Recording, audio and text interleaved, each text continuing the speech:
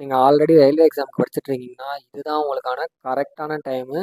வேறு லெவலாக நோட்டிஃபிகேஷன் எல்லாமே வந்துட்டுருக்கு. ஆல்ரெடி பார்த்தீங்கன்னா RRB group D notification release ஆயிடுச்சு. அதுக்கான எக்ஸாம் டேட்டுமே டென்டேட்டிவ் டேட் சொல்லிட்டாங்க. நவம்பர் 17லேருந்து டிசம்பர் மாதம் வரைக்கும் நடக்க போகுது அப்படின்னு சொல்லியிருக்காங்க.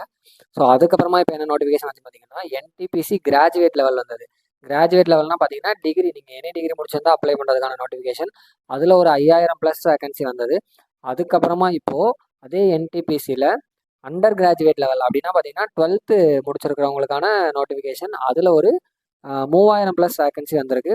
இதுக்கப்புறமா இன்னொன்று பார்த்தீங்கன்னா ஜேஇ எக்ஸாம், நீங்கள் இன்ஜினியரிங் முடிச்சிருந்தீங்கன்னா ஸோ அந்த இன்ஜினியரிங் குவாலிஃபிகேஷன் வச்சிருக்கிற ஜேஇ எக்ஸாம் வந்திருக்கு. அதுவும் ரயில்வேல தான், ஆர்ஆர்பியில் தான் கண்டக்ட் பண்ணுறாங்க. ஸோ இப்படி வரிசையாக நோட்டிஃபிகேஷன் இருக்குது.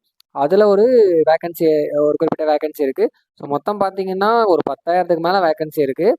நீங்கள் குரூப் டி ஆல்ரெடி படிச்சுட்டு தான் இருப்பீங்க. படிச்சுட்டு இருந்தீங்கன்னா அதை சீரியஸாக கண்டினியூ பண்ணி படிங்க.